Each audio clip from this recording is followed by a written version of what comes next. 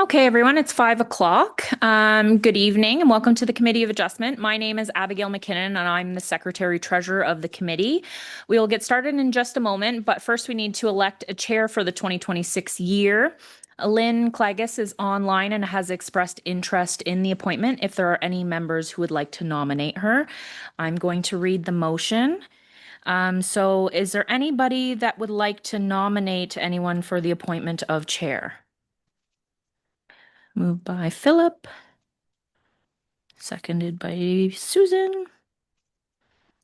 Lynn Clagus.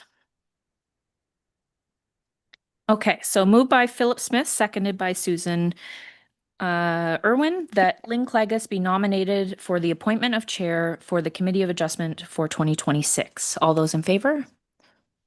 Carried.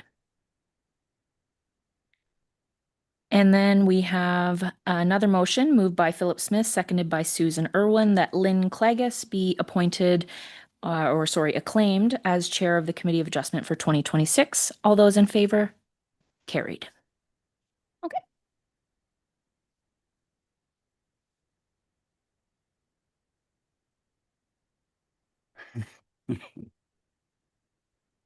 Good evening, everyone, and welcome to the hybrid in-person and virtual meeting of the Committee of Adjustment for the Township of Central Frontenac. For those who may be new to the committee, my name is Bill Everett, and I am the chair of the committee for tonight. Joining me this evening are committee members from my left, Danny Meeks, Philip Smith, Nikki Gowdy. From my right, Susan Irwin, Duncan McGregor. To my right, Township staff, Abigail McKinnon, Planning. Chris Nelson is our community media. And from the county, Jenny Capusta. This evening's meeting will follow the agenda that has been posted online. Staff have prepared a presentation for each application, which will be displayed on the screen during the meeting. For each application requiring a public hearing, we will follow this format. I, as the chair, will introduce the file so everyone knows which item we are discussing. The planner will provide an overview of the application. The applicant or their agent will then have an opportunity to speak. Committee members may ask questions of staff, the applicant, or agent. Members of the public will then have the opportunity to ask questions or provide comments. I encourage anyone wishing to speak do so at this time. The committee will then deliberate and vote on the application. Voting will take place by a show of hands for those attending in person or by verbal confirmation for those attending virtually. I will then announce the result of the vote. All members of the public are welcome to provide comments on new applications. Please note that as of January 1st, 2023, only persons specified in the Planning Act are permitted to appeal consent and minor variance applications. Following the meeting, the township staff will provide a copy of the committee's decision to the applicant and to anyone who has requested to be notified. Within the time period prescribed by the Planning Act, should you have any questions after the meeting, please reach out to the township staff. The applicant, the minister, or any prescribed public body with an interest in the matter may appeal the committee's decision to the Ontario Land Tribunal within 20 days of the date of decision or notice. Appeals must be submitted through the e-file portal, and details regarding the e-file system will be provided in the notice of decision. I will now ask Chris Nelson to provide an overview of how members participating virtually can take part in the meeting. Thank you, Mr. Chair. Once the meeting is open to the public, the chair will ask if anyone has any questions or comments. Members of the public attending virtually will be asked to use the raise hand feature at the bottom of your screen. This alerts us that you would like to speak. Staff will then notify the chair that someone would like to speak and then proceed to unmute your microphone. You'll receive a notification that your microphone has been unmuted. Please wait a second after unmuting your microphone before speaking. If you're calling in by phone, please dial *9 when you would like to raise your hand during the meeting. You will hear a prompt on the phone that you have raised your hand, and you will be notified when your microphone has been unmuted. This afternoon, it looks as though we have 4 members of the public participating with us online and 0 in person.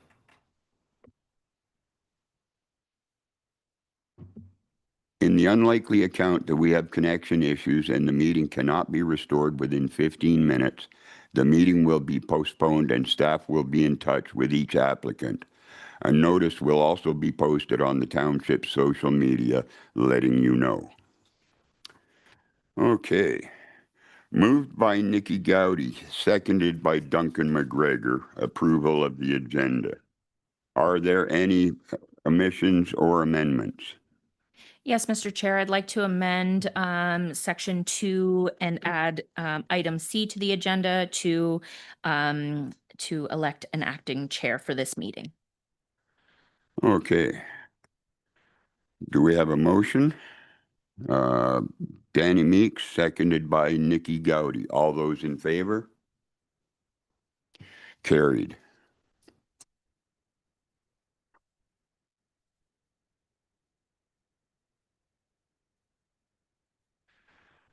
Are there any disclosure of pecuniary interest or general nature thereof?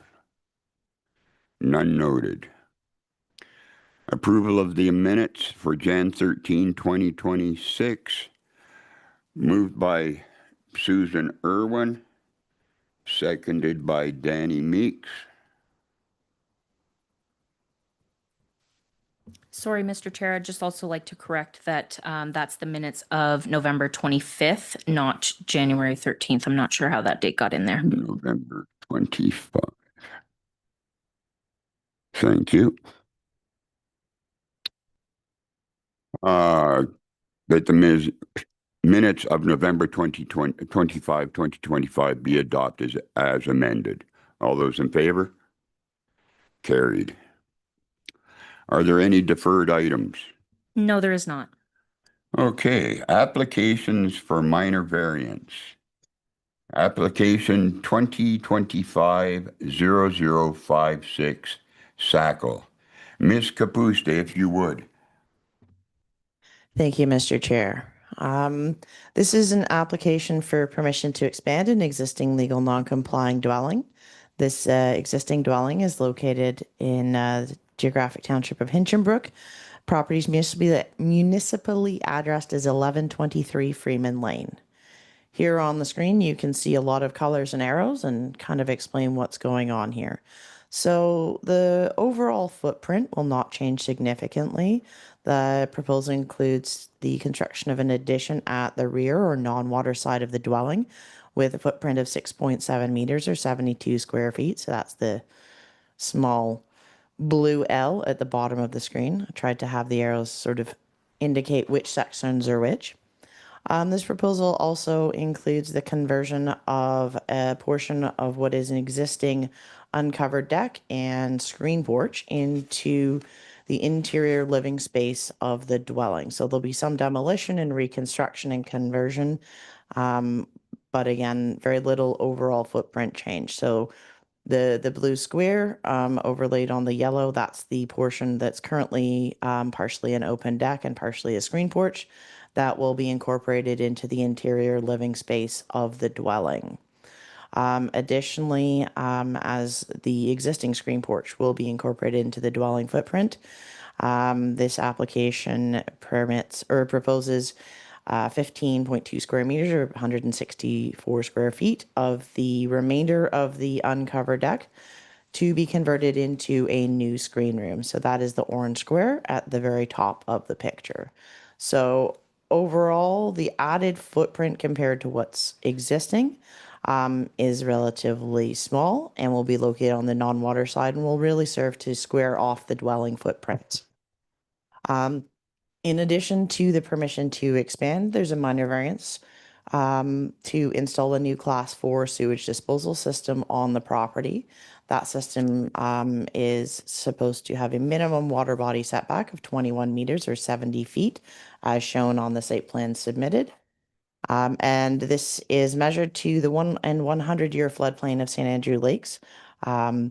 This is a request of Quinty. So as noted in the planning report, the bylaw measures the setback to the seasonal high water mark. So we are confirming we're meeting at least the high water mark setbacks with the proposed setbacks, but in this case, Quinty has mapped floodplain data for the lake and has requested that setbacks also be measured and confirmed to that. In the case of this subject property, handy enough, the floodplain and the high water mark are the same location. So all of the numbers remain unchanged between the two of those. For a number of other properties on the lakes, they are not the same. So we just got lucky in only having to look at one set of numbers for tonight and making sure that we're conforming to what Quinty's looking for with their setbacks. All right, so just gonna wait for that to change. Here on the screen now, you can see this is the plot plan that was submitted along with the application. I attempted to color the dwelling structure on here the same as on the previous slide, just to kind of give you a better idea of what goes where. Again, the pink is the existing dwelling, the yellow is the existing deck, with the orange being the new screen porch, and then the blue outlines being the added footprint for the interior.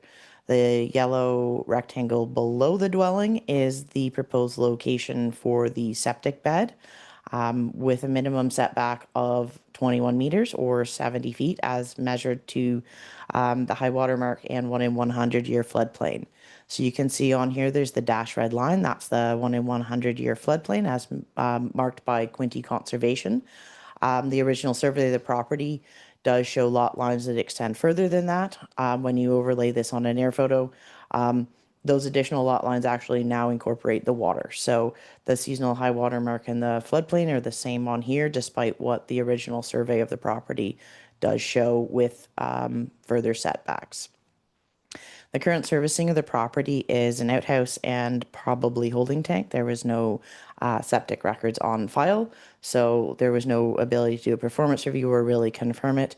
However, as the applicants are proposing to install a new class 4 system, determining exactly what was on site currently wasn't as important as it otherwise would be, because the intent is to put in a proper brand new system that will appropriately service the dwelling and comply with current building code. So this application was circulated for review to Quinty Conservation. Their comments came in the end of November, and they have no objections to the application as submitted. As I noted, they requested that the setbacks also be measured to the 1 in 100 year floodplain, as that is where they'll be measuring setbacks for their permit applications. They did note that all the habitable additions meet that minimum 15-meter setback to the floodplain, which is what their minimum requirement would be, as well as the proposed septic system. They did note that all works, including any site alteration, filling, grading, etc., within 30 meters of that 1 in 100 year floodplain will require a permit from Quinty Conservation. So all of the works proposed through this application will require a Quinty permit, but that's a separate process from planning approvals. As I noted, there's no records of the existing septic, although it's been indicated it's an outhouse and holding tank, and there'll be a new system to serve the property. There were no public comments received regarding this application, and subject to anything raised at the meeting tonight, planning staff are recommending approval of the application as submitted. Thank you. Thank you. Mr. Nelson, do we have anybody online? Please use the raise hand feature if you'd like to speak. Seeing one. Okay, Mr. Myers, your mic should be unmuted. Everybody hear me okay? Yes, sir. I just wanted to thank the committee and thank Jenny. Jenny's done an excellent job presenting this. Pretty straightforward one. We're just trying to square up the back of this cottage for these clients and also put in a proper septic to protect the environment. So thank you very much, and no comments from me. Thank you. Do any of the committee members have any comments or questions? Mr. Smith? The only question I had was around the location of the new septic, and looks like on the site plan, there's room for it to potentially have gone back further. So just wondering why that wasn't an option. You guys still hear me? Yep. Yes, sir. Be easier to see if I had loaded the topographic, like the aerial photo. But you can kind of see on the right-hand side of the drawing where the Freeman Lane comes to an end. All left of that, everywhere between the end of Freeman Lane and the cottage. I know it's private property, but it's really the only place for them to park. And I know even though it's the only place for them to park, it's also the only place to get emergency services or a plow in the case of emergency turn around. And also we are proposing a well too, and you can see that I'm trying to also meet my setback to the well. And that whole area, right where it says 51 feet, I can't see it on your screen, but the area between the cottage and the end of Freeman Lane is pretty much bald granite rock. The septic is kind of a little bit nicer nestled into the geography. So those were the three main reasons. Thank you. Thank you. Any other questions? Ms. Klages, any questions? No questions from me. Looks good. Thank you. So, moved by Duncan McGregor. Is Ms. Smith still online? Yeah. Yes, she is. Thank you. Seconded by Ms. Smith, that minor variance application 2025-0056 SACL for concession 1, part lot 15 registered plan 13R189, part 9 and part 11, geographic township of Hinchinbrook, Township of Central Frontenac, be approved to permit a 6.7 square meter or 72.12 square foot addition to an existing cottage, resulting in a total footprint of 133.5 square meters or 1,437 square feet, and to permit the enclosure of a portion of the existing deck to create a screened porch. Permission is also requested for the installation of a septic system. And that the effect of the application is to permit a variance from section 5.6.2 and 4.26.5A of the zoning bylaw 2011-52 as amended to allow the development. And further, that the Secretary Treasurer shall issue the notice of decision in accordance with the requirements of the Planning Act, including providing the notice of decision to the applicant, any person or public body that made a written request to be notified, and any other person or public body prescribed. All those in favor? Carried. Okay, application 2025-0057, Hodson. Ms. Kapusta, if you would, please. Thank you, Mr. Chair. This is an application for minor variance to permit the development of an existing vacant lot of record. This property is located at 1082 Breen Lane in the geographic township of Hinchinbrook. Here on the screen is a portion of the plot plan and grading plan that was submitted in support of the application. So this proposal is for a new two-story dwelling and new class 4 septic system on a vacant lot less than 30 meters from the high water mark of Chippewa Lake. The dwelling will have a overall footprint of 142 square meters plus an attached covered porch of 35 square meters with a minimum setback of 15 meters to the high water mark, and that's measured to the edge of the covered deck on the water side of the property. The septic system will have a minimum water body setback of 21.3 meters or just under 70 feet from the high water mark. So on the sketch, you can see the high water mark is noted again with the red dash line. This is the mark that was flagged by Quinte Conservation when they conducted a site visit on the 20th of September last year. Interestingly enough, this application came to the committee after Quinty had issued a building permit or construction permit for both the dwelling and the cottage, despite them very clearly not meeting the township zoning bylaw. So we'll continue on with that. Here on this next slide, as I noted, while it is a two-story dwelling, most of the upper level of the dwelling will be more of a loft area that's open to below, kind of like a mezzanine rather than a full second story, with a great room dining area that's going to be a two-story full height on the water side leading out to the covered porch.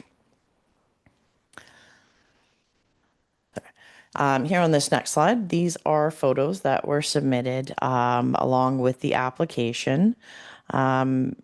As noted, looking north from the property on the left-hand side of the photo and looking south on the right-hand side photo. The black line and circles, those show the high water mark as noted by Quinty, and the circles are the flagged locations. So as you can see, the property's fairly low lying, flat. It's a little bit above the lake, but not a whole lot. So determining that high water mark was really important for this property to make sure any natural hazard concerns were appropriately addressed.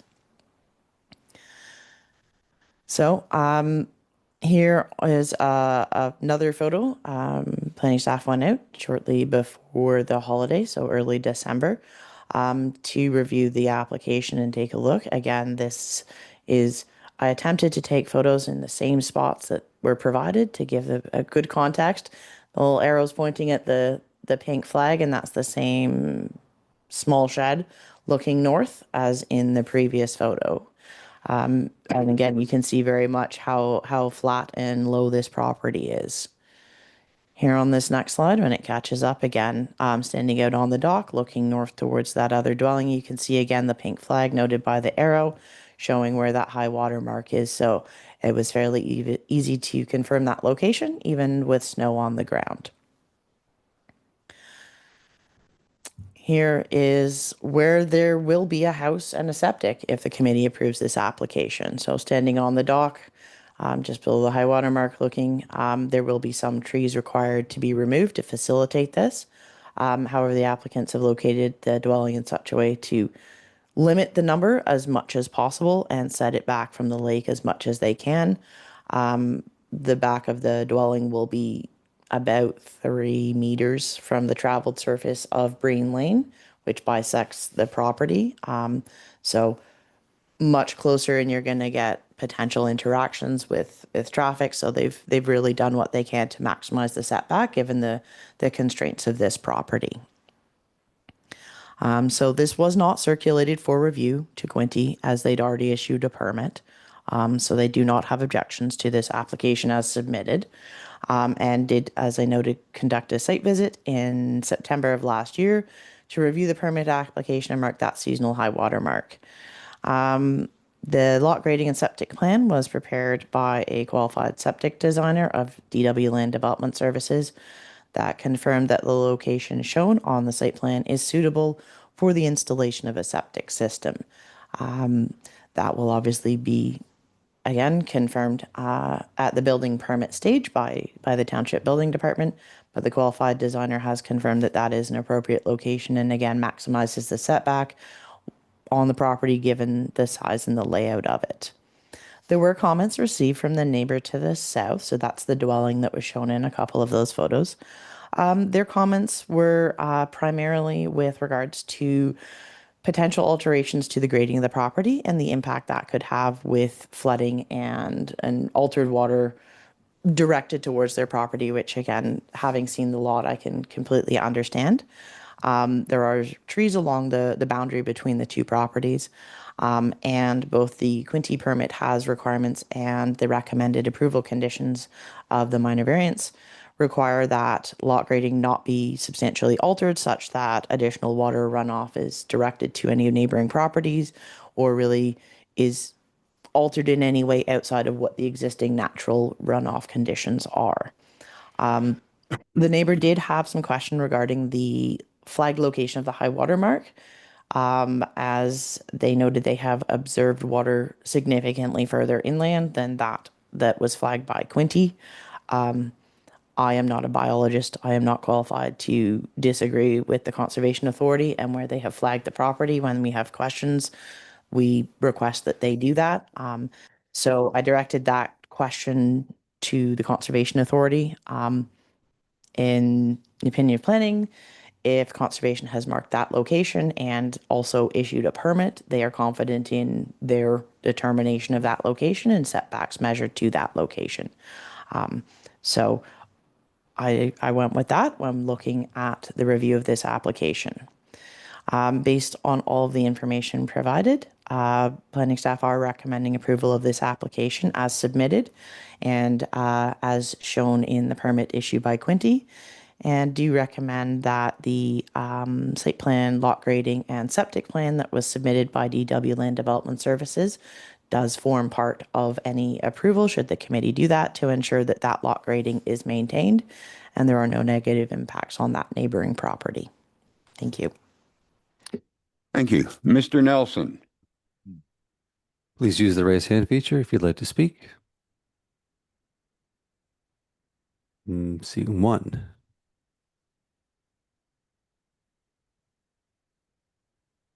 Okay, Mr. Hodson, your mic can be unmuted.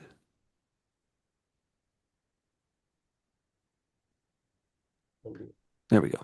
Hi, sorry, can you hear me okay? Yeah.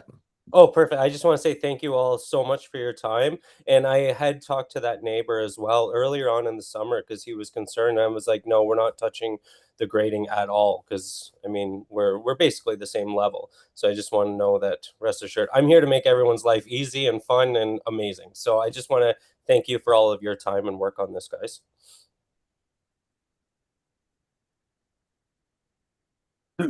Thank you. Are there any questions from the committee? Mr. Smith? I have the same question as this last application. There appears to be a lot of room to relocate the septic field that would be probably meet the minimum setback requirements. So I'm just wondering why that wouldn't have been attempted to achieve. I'm going to bring the property up on the air photo and try and show that. Based on my visit, I'm not sure that that entirely would be feasible. Again, this is where the septic designer has identified, based on soil conditions and design, that that's the most appropriate location. However, if their designer is able to answer the question better, I will let them do that. Yeah, we do have a hand up here. Okay. Miss McLaughlin, your mic can be unmuted. Hi there, it's Nicole McLaughlin here with Brown and Company representing Matthew Hodgson for this build. And I just want to reiterate what my friend has just said about the layout of the property. Our designer did go as far back as possible, as there is that roadway through the property there. So we did exercise as much room as possible. Thank you. Mr. Smith, are you satisfied? Any other questions? Ms. Smith, Ms. Clagus, any questions? I would just have one comment, and that is hopefully the miscommunication with Quinty doesn't happen often. Well, they regardless would still need a permit from us, which we wouldn't be able to issue if they weren't compliant with the zoning bylaw, because the zoning bylaw is applicable law for the building code. So we're still covered, but it is nice when we get the courtesy heads up. Yes. And I have no questions. Thank you. Are there any public online?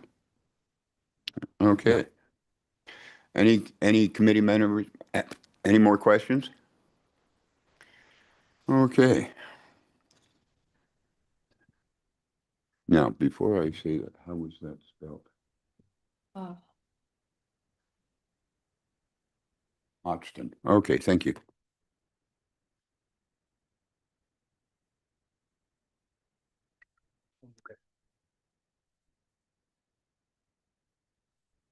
Mr. Hodgson, your mic is unmuted. Yeah, sorry, there was just a little misspell on like tonight's agenda. It's Hotston. It's just missing a T, but in the application it's spelled correctly. I don't know if that matters to you at all. Sorry, I saw that you're trying to pronounce it. I saw two different name spellings. I had Yeah, to so check. it's Hotstone without the E, so Hotston. Excellent. Thank you. Thank you, sir. Okay, so we're done with no more questions. Moved by Susan Irwin, seconded by Dan Meeks, that minor variance application 2025-0057 Hotston for concession 10, part lot 7, registered plan 13R7661, parts 1 to 3, 1082 Breen Lane, geographic township of Hinchinbrook, Township of Central Frontenac be approved to allow for the construction of a dwelling with a footprint of 133.8 square meters or 1,440 square feet. An attached covered porch with a footprint of 33.45 square meters or 360 square feet and a septic system to service the dwelling, all of which are unable to meet the required water body setback of 30 meters. And that the effect of the application is to permit a variance from section 56.2 and 4.26.5A of the zoning bylaw 2011-52 as amended to allow the development. And further, that the Secretary Treasurer shall issue the notice of decision in accordance with the requirements of the Planning Act, including providing the notice of decision to the applicant, any person or public body that made a written request to be notified, and any other person or public body prescribed.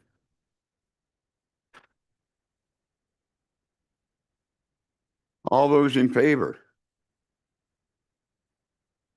Carried. Is there any other planning business? No, there is not. So adjournment. Moved by Philip Smith, seconded by Nikki Gowdy, that this meeting be adjourned until February 10th, 2026 at 5 p.m., virtually and in person in the council chambers located at 14216 Road 38, Sharbot Lake, or at the call of the chair. All those in favor? Carried. 5:32. Thank you.